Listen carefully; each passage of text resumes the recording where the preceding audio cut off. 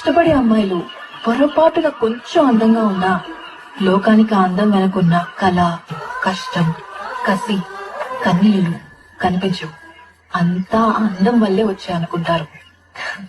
అసలు అందం అంటే ఏంటి? అది రూపము, రంగు, అలంకారము కాదు.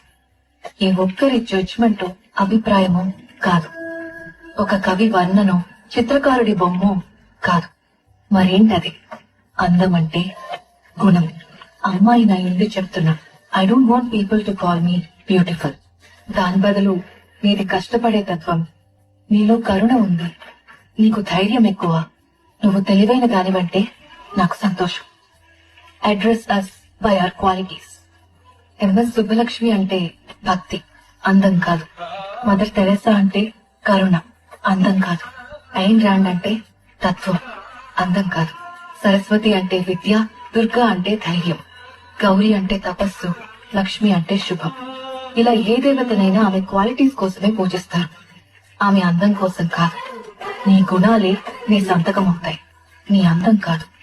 అందుకే ప్రపంచము మగాళ్ళలో కాదు, ఆడదే ఆడదాన్ని అందాన్ని దాటి చూసుకోగలగాలి.